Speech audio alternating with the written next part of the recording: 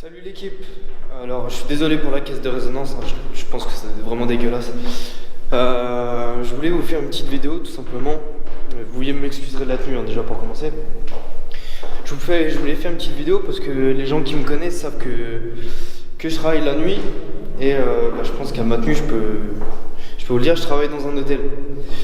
Donc je vous dirai pas lequel hein, bien sûr, hein, sinon ce serait trop simple et je tiens à garder mon boulot encore quelques semaines.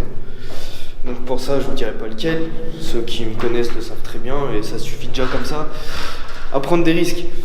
Donc un soir de galère, je me suis permis en fait d'aller faire un petit tour du parking, juste comme ça en fait.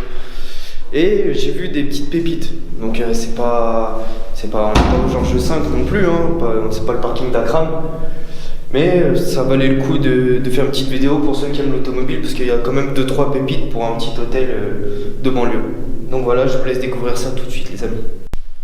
Alors ça n'a rien de ouf mais je voulais commencer par cette Volvo parce que déjà je pense que pour moi c'est la première fois que je vois un corbillard Volvo et ça m'a choqué de le voir d'ailleurs dans un parking souterrain d'un hôtel tout simplement. Et je trouve qu'il avait, alors c'est chelou de dire ça, hein, je vais pas vous mentir, mais je trouvais qu'il avait énormément de flow pour un corbillard. Enfin, un peu chelou de dire ça, mais je trouve qu'il est vraiment patate en vrai. Non, je le trouve vraiment ouf. Et c'est la première fois, ça change des vitos, ça change de toutes les voitures. C'est dommage qu'on puisse pas avoir le cul. Ça change un peu des voitures qu'on a l'habitude de voir en tant que corbillard. Et je trouve ça plutôt pas mal. Donc il a été matriculé il y a pas longtemps, donc je sais pas s'il est toujours en service ou quoi, mais il est pas vilain. Il est juste, je viens de voir qu'il est un peu ramassé quand même sur l'aile arrière. Mais il y a un sacré bestiau. Il y a vraiment un sacré bestiau. Ça fait chelou de voir ça. Déjà on n'est pas habitué à les voir sur la route et là le voir dans un parking souterrain c'est encore pire. Mais non, je trouvais ça marrant en fait. Je trouvais ça vraiment drôle. Alors celle-ci c'est pour moi la moins intéressante de toutes vraiment. Donc voilà, c'est une Camaro. En vrai c'est la génération la plus boudée de Camaro, donc c'est pour ça que je dis que ça m'emballe pas de ouf. Parce que c'est la génération la moins aimée de toutes. Mais bon, ça reste quand même sympa à voir. La teinte en tout cas est magnifique. La teinte est super belle. On voit qu'elle a pas ses jantes d'origine, elle a des petites AZEV. Ça reste une petite Z28, donc bon, ça reste quand même déjà pas vilain, ça reste quand même la meilleure. Je crois que c'était avec. Il y avait la SS.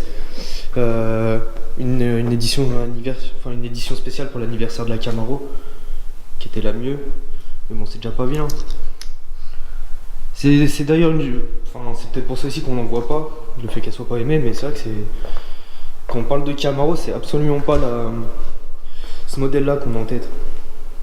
Après, bon, il y a rien à dire, elle est dans un état, vraiment dans un état irréprochable, quoi. Il y a juste quelques micro-rayures, mais bon, je pense qu'elle est pas toute jeune.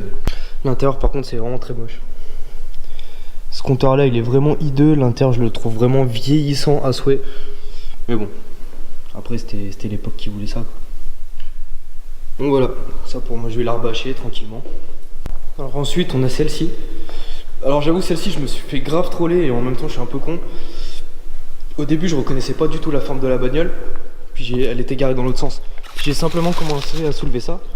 Puis je me suis dit oh une petite Subaru, alors qu'en fait elle a absolument pas du tout la forme d'une Subaru. Donc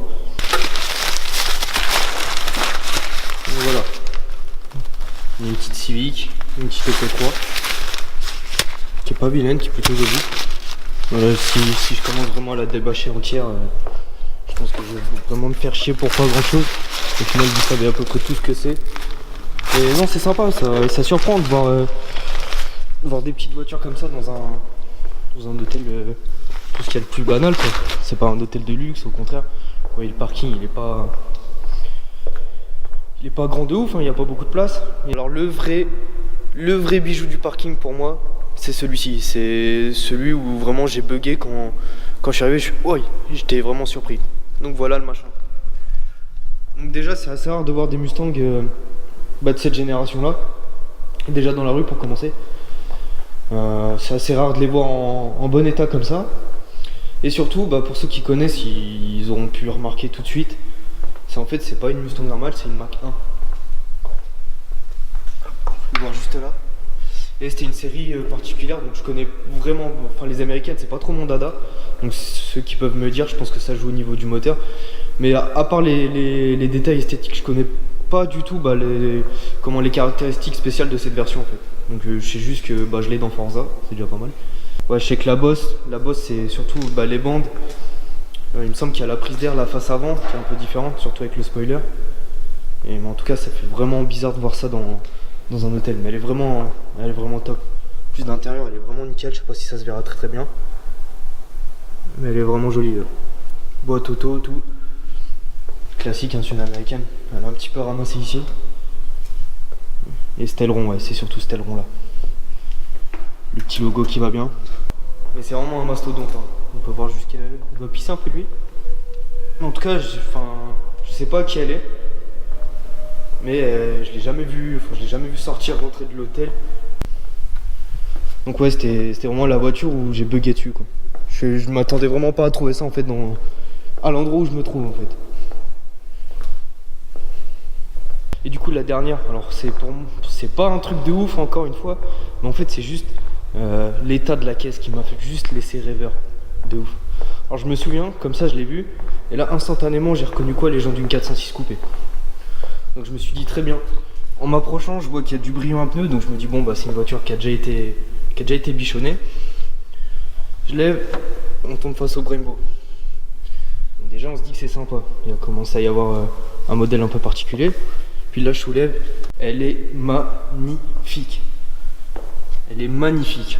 Alors pour moi qui suis fan de detailing, je suis à peu près sûr qu'elle est passée par la case detailing parce que la voiture elle a quasiment aucune micro-rayure. Là je suis en train de la regarder encore plus.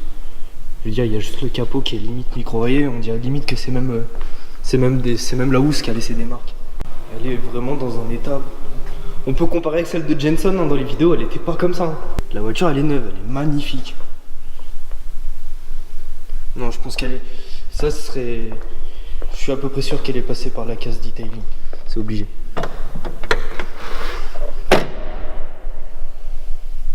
On se permet, hein, on est passé après. Même vous voyez le compartiment moteur. Il y a tout qui est propre, il y a tout qui est beau. Enfin, on dirait que la voiture elle sort d'usine quoi, c'est un truc de ouf. Puis on voit que le plastique il est pas neuf mais il a été traité. Il y a une petite couche de gras comme si c'était un peu du polytrol ou quoi. Mais en tout cas, peu importe. La voiture elle est juste dans un état remarquable.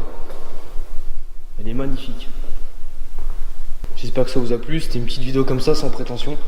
C'est vraiment histoire de vous faire partager ma découverte parce que ça m'a globalement plutôt surpris. Donc je voulais tout simplement partager ça avec vous. Je pense que si ça vous plaît, si je vois une bonne réception, j'irai fouiner dans certains petits garages. Je pense que je peux m'attirer quelques problèmes. Mais je sais pas, en tant que fan de bagnole, moi j'ai toujours la curiosité d'aller voir dans les parkings. Ou dès que je vois un garage, si c'est ouvert, c'est vraiment pas dans l'intention de faire une connerie ou quoi, mais c'est vraiment par curiosité parce que ça m'intrigue de ouf et je trouve ça juste cool et j'aime bien ça. Donc ça me fait toujours plaisir, ça me fait des petites découvertes. Et là dans ce cas-là, je trouvais ça vraiment sympa. Donc voilà les copains, je vous dis à la prochaine.